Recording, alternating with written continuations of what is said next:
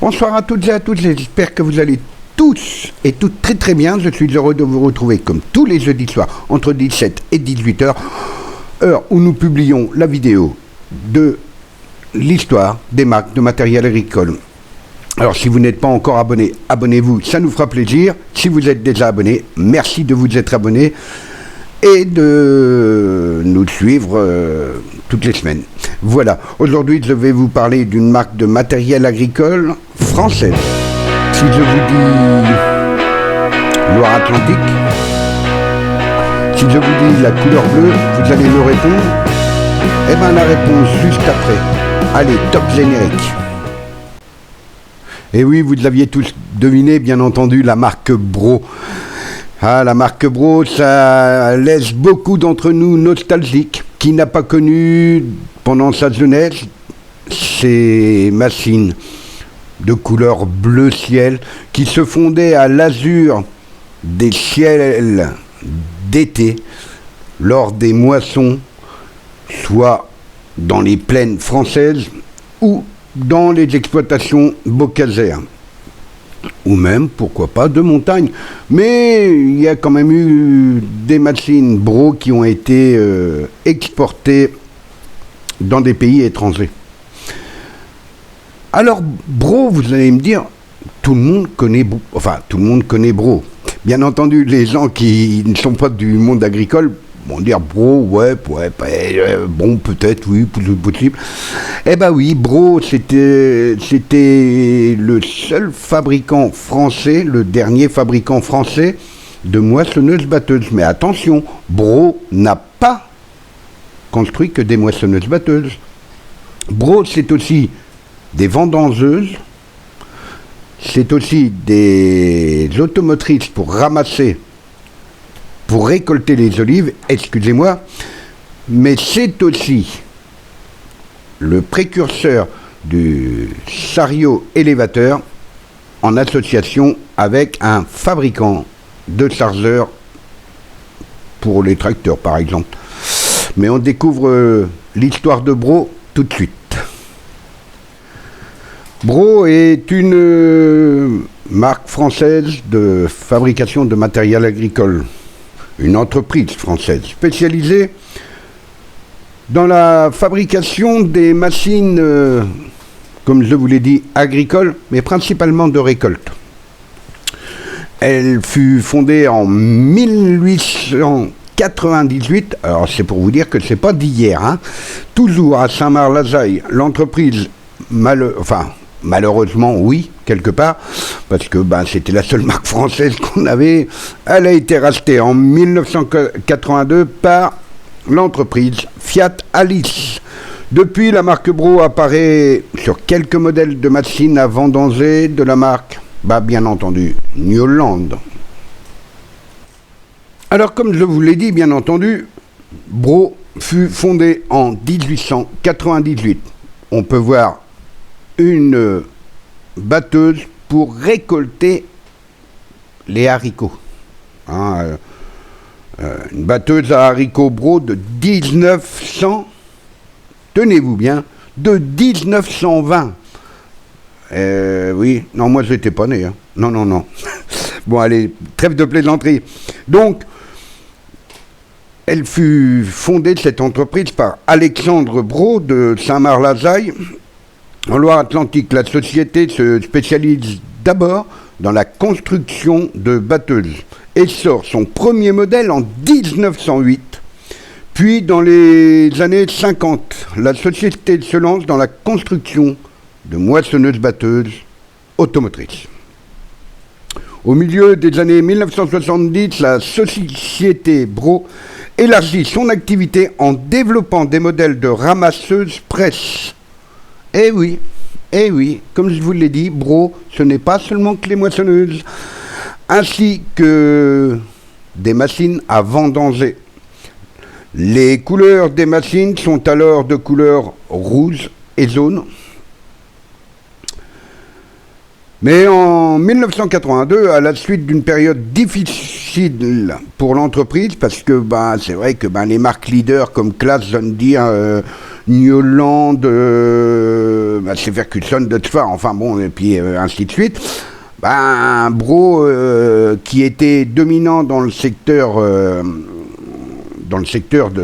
des moissonneuses-batteuses fut une époque, se trouvait un petit peu à l'étroit face à ces gros et grands groupes.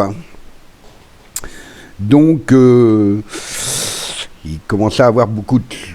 oui, on se doute bien que s'il y a 100, admettons 100 classes de vendus et puis qu'il n'y avait que 5 bros, au bout d'un moment, c'est vrai que ça peut poser problème.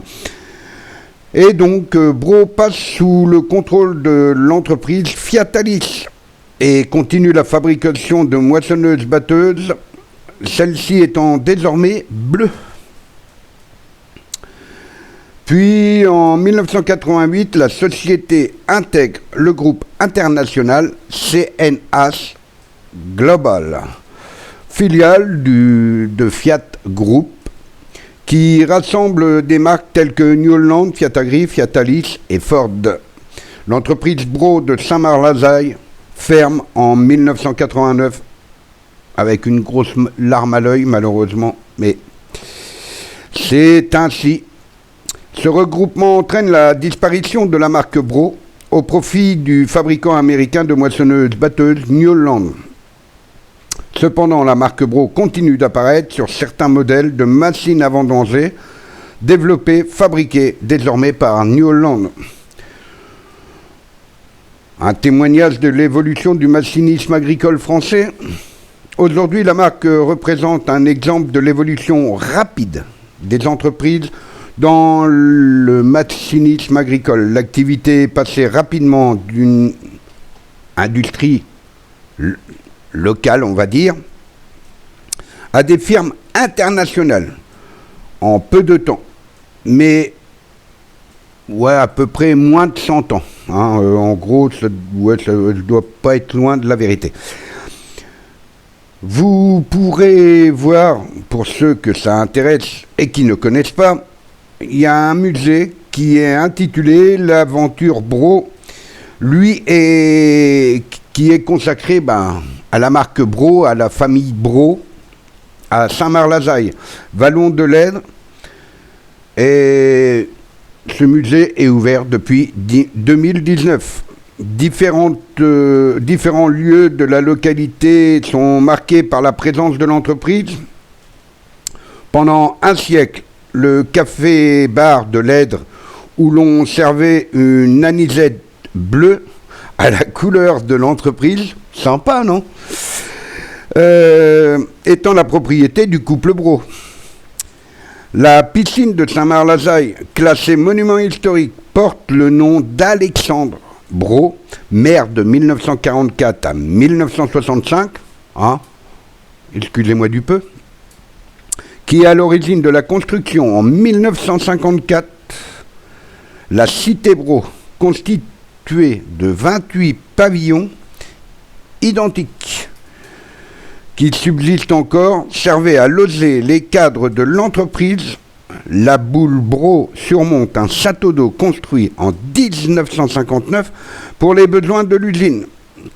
Le Bourbon de l'église de Saint-Marc-la-Saille a pour parrain le couple Bro qui a versé la somme de 5 000 francs à l'époque, équivalent environ à 8 000 euros,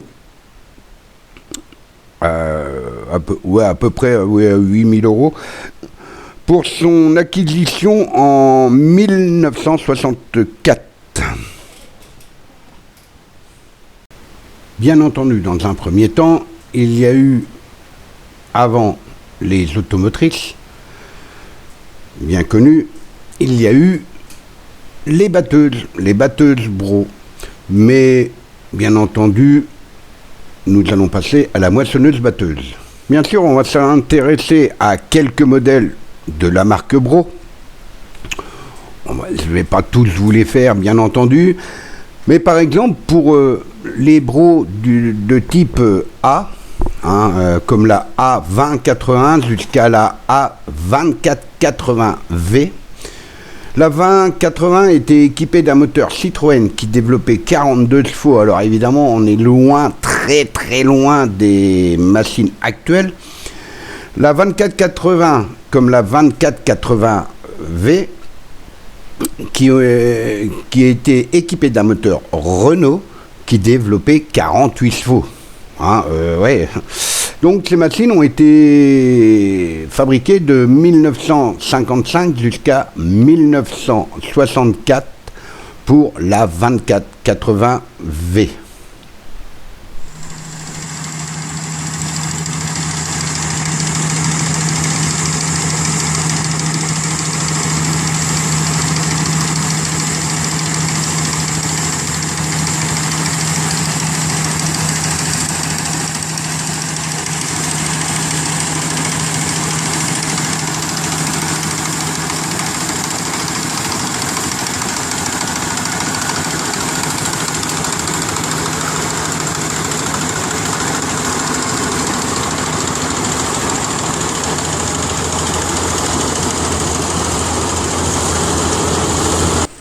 Bien sûr, il y eut d'autres déclinaisons de ces modèles, comme la 2580, la 2065, comme on vient de voir sur la vidéo, qui étaient déjà, pour l'époque, des machines, on va dire, révolutionnaires.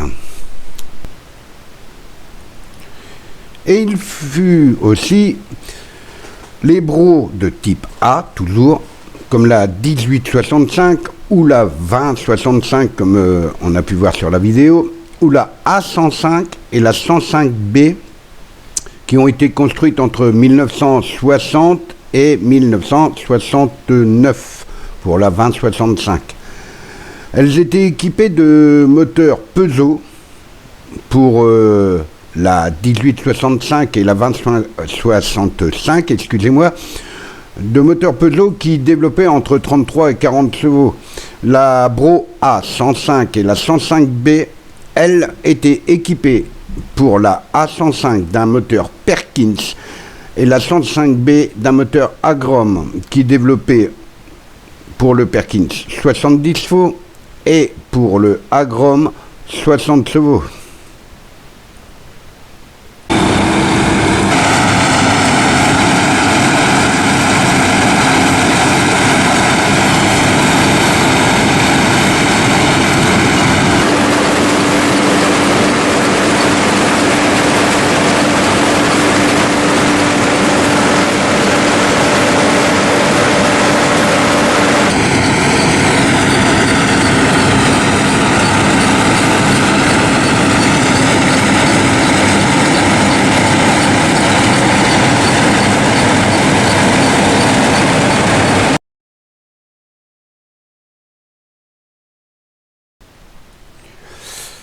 Il y eut aussi la série des 400, la 405, la 405-4, la 405-6, qui étaient chacune équipées d'un moteur Perkins, qui ont été fabriqués entre 1963 et 1967, et des moteurs Perkins qui développaient de la 405 de base, on va dire, 77 chevaux, la 405-4 qui était elle à 67 chevaux et la 405-6 qui déjà arrivait à 85 chevaux. Quand même, c'était déjà pour l'époque des belles machines. Hein. Il y eut bien entendu aussi la série des 500. En partant de la 502, 503, 504, 505, déjà un peu plus récente. Hein. Moi, personnellement, j'ai grandi sur une 504 qui était arrivée chez l'entrepreneur. C'est qu'ils allaient étant petits, si on peut dire, qui avait été la chercher en 1968 par la route. Ils avaient fait un convoi avec le concessionnaire Bro de l'époque qui était basé à Sassy, près de Saint-Pierre-sur-Dive, dans le Calvados. Ils avaient été chercher. Si je me rappelle bien ce que m'a dit M. Maillard, père de son vivant, ils ont dû aller chercher une dizaine de 504 qu'ils ont ramenés par la route de Saint-Marc-de-la-Zaille jusqu'à Falaise, on va dire. Alors, fallait avoir du courage à cette époque-là, hein, parce que les moisse-battes roulaient pas spécialement vite. Hein. Mais bon, toujours est-il que la 502, qui elle, jusqu'à la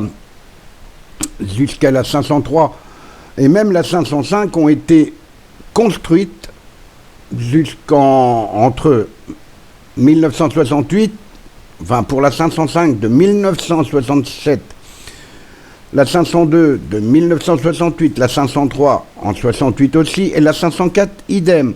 Elles furent construites pour la 505 jusqu'en 73 et pour la 502, 503 jusqu'en 1976. Elles étaient équipées toutes de moteurs Perkins qui développaient respectivement de la 502 65 chevaux, la 503 83 chevaux, la 504 90 chevaux déjà, et la 505 entre 95 et 100 chevaux. C'était déjà quand même des belles mémères. Hein, ça commençait à devenir les belles bleues. Hein. Alors moi j'ai grandi sur une 504, pour la petite anecdote, et je me rappelle une fois il pleuvait, parce que vu qu'il n'y avait pas de cabine, il y avait simplement la casquette en toile. Il pleuvait, on revenait de la moisson avec le fils de l'entrepreneur, Michel, et moi j'étais pas à l'abri parce que j'étais assis juste à côté du chauffeur, quoi. Et pour me mettre à l'abri, il a ouvert la trémie et il m'a mis dedans. Donc j'ai fait le voyage dans la trémie de la 504 Bro. Tout un tas d'anecdotes comme ça. Comme j'étais gamin, c'est moi qui descendais de la machine pour voir si elle perdait du grain, puis je remontais, puis je lui disais. Puis un jour, il s'était foutu de moi, alors j'avais pris une poignée de blé qui était à côté, qui n'était même pas battue. Puis je suis monté, alors j'ai fait comme si elle était passée dans la machine, puis je lui fais arrête, ça va pas. Alors quand il a vu ça, aussitôt il a paniqué, il est descendu, il a regardé les réglages et tout. Puis bon, jusqu'au moment où je lui ai dit, non, le blé, il me fait, tu l'as eu où? Je dis oui, juste à côté. Bon, tout un tas d'anecdotes comme ça où fallait qu'on passe, pour sortir de l'entreprise, fallait qu'on passe dans une usine qui n'était pas large. Et comme les feux arrière dépassaient, on les repliait. Et une fois sur la route, moi je descendais, je dépliais les feux arrière et je remontais sur la moissonneuse. Enfin, ça c'était pour la petite anecdote, peut-être que dont tout le monde se fout, mais bon, c'est pas grave. Et donc j'ai eu l'occasion, bien entendu, par la suite, de pouvoir conduire une 504 Bro, une superbe machine pour l'époque, bien entendu. Faut tout remettre dans son contexte. Hein. Mais continuons, revenons à nos moutons, ou à nos belles bleues plutôt, et continuons avec la première série 600. Alors cette série, mis à part la Bro 258 qui a été produit en 69 avec un moteur Perkins de 4 cylindres qui développait 61 chevaux. Il y a eu en 1976 la 602 qui développait toujours avec un moteur, on arrête, oui, non. Bon, un moteur Perkins de 75 chevaux, la 603 de 1974 qui développait aussi 75 chevaux équipés de la même motorisation Perkins, la 604 de 1974 toujours avec la même motorisation mais à 98 chevaux, et la 605 toujours équipée d'un moteur Perkins mais là 205 chevaux. Elle était de 1973. C'est pareil, la 604 et la 605, j'ai eu l'occasion de les conduire. J'ai conduit pas mal de Bro dans ma vie, et j'en suis fier, très fier. Au moins je pouvais conduire du français. Puis on n'était pas emmerdé, hein, franchement.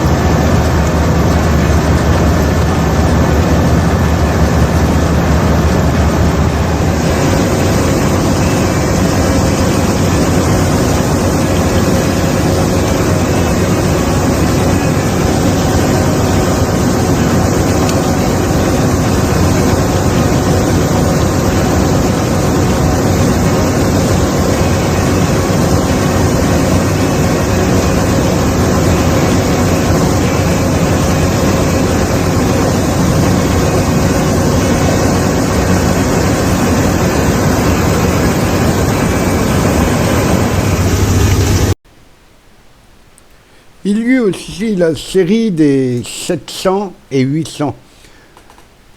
Sans oublier, bien sûr, la 640, la 650, qui font partie intégrante de la gamme.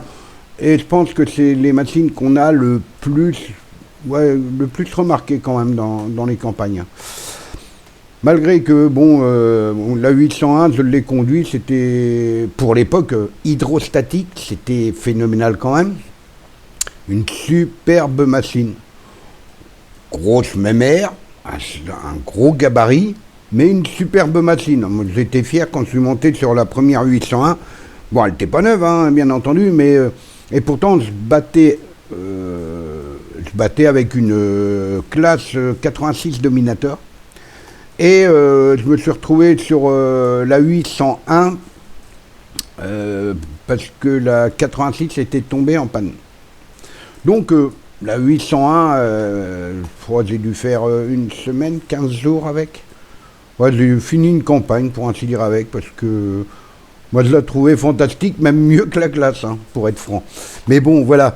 Enfin, toujours est-il que la 701 qui a été fabriquée entre 70 et 78 avait été équipé d'un moteur Perkins comme ses grandes sœurs et sœurs un peu plus modernes, qui était déjà d'une puissance nominale de 130 chevaux.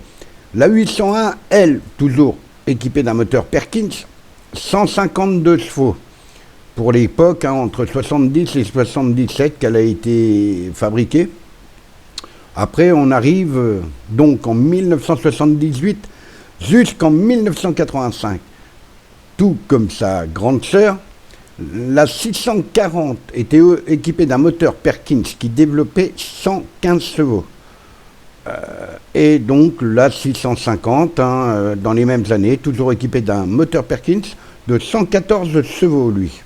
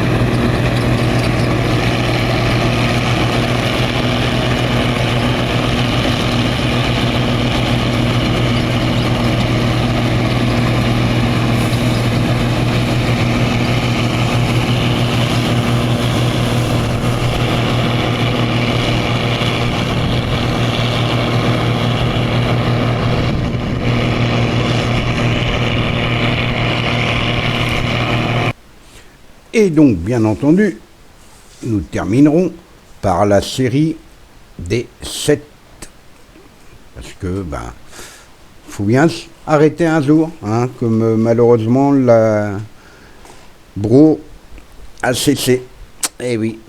Mais bon, l'histoire de Bro n'est pas terminée, hein, je vous préviens. Donc, voilà.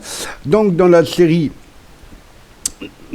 7, hein, qui a été déclinée, bien entendu, entre plusieurs modèles, hein, de 1976 à 1985. Donc, bon, elle a quand même eu une belle carrière. C'est la 700L qui, de 1976, comme je vous le disais, jusqu'à 1985, elle était équipée d'un moteur Perkins de 152 chevaux. Pareil pour la 750. Hein, il n'y avait aucune différence, sauf que la 750, elle a été estampillée autrement, parce que, bon, elle est sortie en 1981, donc 4 ans après la 700, et a été fabriquée jusqu'en 85. Donc, bon, elle avait le même moteur, la même cylindrée de moteur, enfin, c'était des machines, sauf un petit détail. Un tout petit détail, enfin tout petit qui avait son importance, la 700 était en hydrostatique. Par contre, la 750 était en transmission mécanique. Comme quoi, voilà, c'est ce qui changeait à peu près des deux machines. Hein, et puis, voilà quoi, bon. Après, il y avait, bien entendu, la 800, beaucoup plus enfin dans la lignée, hein, des 700, 650, 700, la même lignée, la même livrée, hein, d'ailleurs. Et donc, elle a été fabriquée comme la 750 de 1980 à 1985, mais là, elle était équipée d'un moteur Iveco. Évidemment, Fiat étant entré dans le capital de Bro, ils ont placé leur moteur. Et donc, la 800 était une machine à entraînement de transmission hydrostatique, et le moteur développait, quant à lui, 176 chevaux. Alors, on commençait déjà à monter. D'ailleurs, maintenant, on continue à monter, mais on ne sait pas où qu'on va s'arrêter. Hein. Mais bon, toujours est-il, voilà... C'est des... Bon, entre deux, il y a eu la 755. Bon, moi, personnellement, les machines que j'ai conduites, ça a commencé par la 504, la 604, la 605. Après, ça a été la 650, la 750, la 755 et la 800, la 801. La seule machine que j'ai possédée, c'était une 650 Bro, à boîte mécanique, bien entendu. Voilà, donc pour l'histoire des Bro,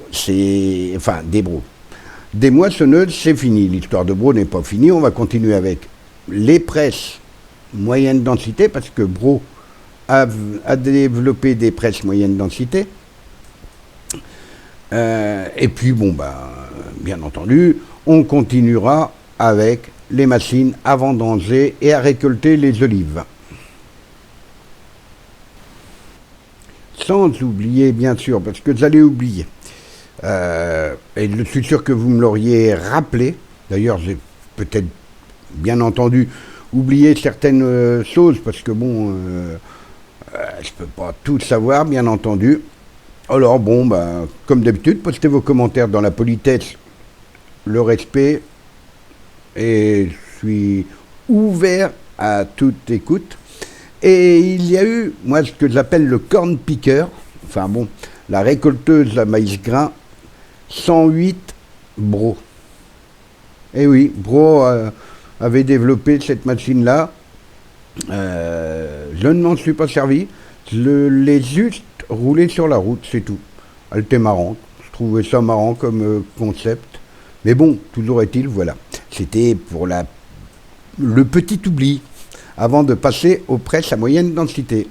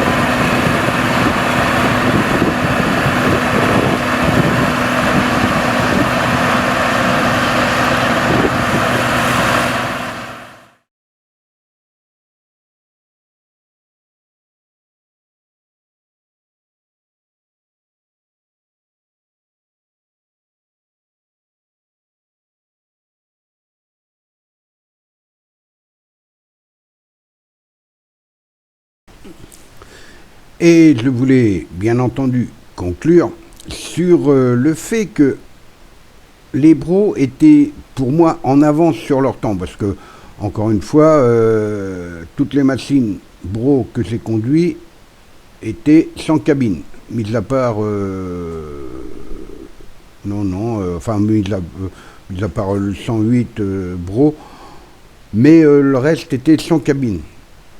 J'ai conduit d'autres types de machines sans cabine. Alors la poussière, au bout d'une heure, on était noir, surtout si on faisait des poids ou du colza, on était noir. Qu'avec la bro, non. Elle avait un système d'aspiration de la poussière qui se trouvait juste au-dessus du convoyeur, au-dessus de l'entrée du convoyeur, et qui aspirait pas mal de poussière avant qu'elle ne monte au poste de conduite, ce qui était un confort pour l'époque par rapport aux autres marques de machines. Franchement, je n'ai jamais compris pourquoi les autres marques n'ont jamais essayé de pouvoir monter ça sur leur propre machine à l'époque. Bon, malgré que Bro avait déposé un brevet. Mais bon, toujours est-il que voilà, ça c'était pour encore la petite anecdote, et on passe aux presses à moyenne densité et aux machines à vendanger.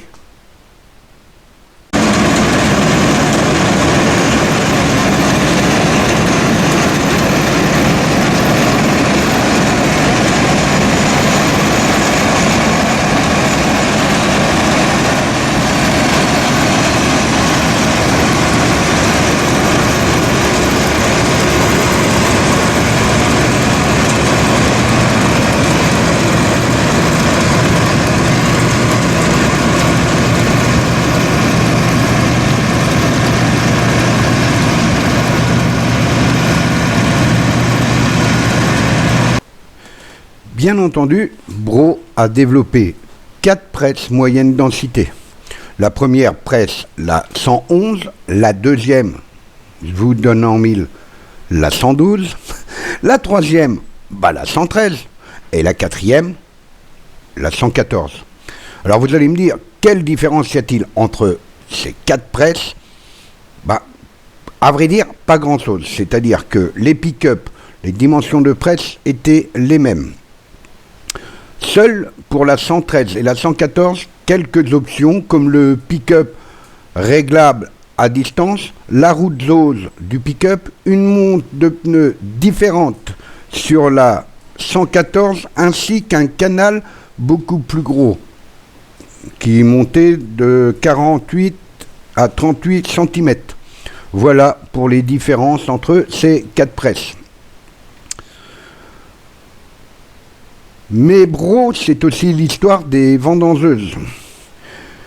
Ils développèrent une gamme de vendangeuses, malgré que j'y connaisse pas grand-chose, traînées comme on peut le voir là, parce que j'en ai jamais conduit, je n'ai jamais travaillé dans le domaine viticole. Et des automotrices bien connues dans le monde viticole et de récolte des olives. Bro était précurseur et reste une marque quand même emblématique, parce que même si les vendangeuses sont toujours distribuées, les vendangeuses Bro bien entendu, sont toujours distribuées par le réseau et sous la marque New Holland, elles existent encore. Comme quoi, Bro était quand même un constructeur français bien développé dans le monde agricole, viticole aussi d'ailleurs. Enfin, le viticole fait partie de l'agricole aussi, vous allez me dire.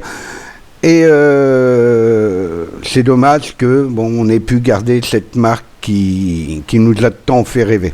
Allez, on se voit quelques vidéos de vendangeuses et on se retrouve juste après.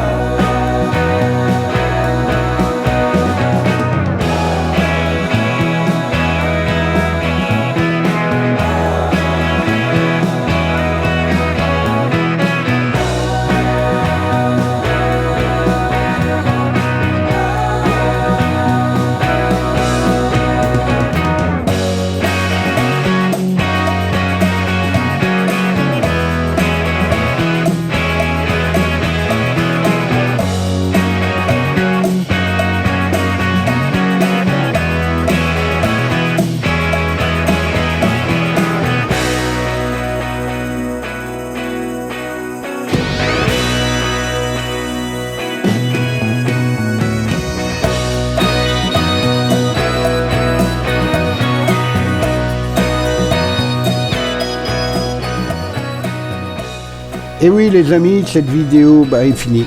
Il faut une fin. Et l'histoire de Bro, on pourrait y passer des heures et des heures parce que c'est une marque emblématique de matériel agricole, surtout de matériel de récolte français. Ça nous rappelle énormément de souvenirs à beaucoup d'entre nous. Des souvenirs de notre jeunesse, de la couleur que ça a apporté dans nos plaines et nos bocages. De la facilité de conduite, de la facilité de réglage, d'entretien, enfin. Bon, et puis j'en passe parce que sinon je vais encore y passer des heures. Et d'avoir aussi travaillé avec nombreux modèles de la marque et d'en avoir possédé. Donc je vous donne rendez-vous la semaine prochaine pour un nouveau volet des marques, de l'histoire des marques de matériel agricole, et je vous souhaite d'avance une excellente semaine en vous disant à jeudi prochain entre 17 et 18 heures. N'hésitez pas à vous abonner si vous ne l'êtes pas encore, et merci aux abonnés qui nous suivent déjà. Allez, sur ce, bonne semaine, au revoir.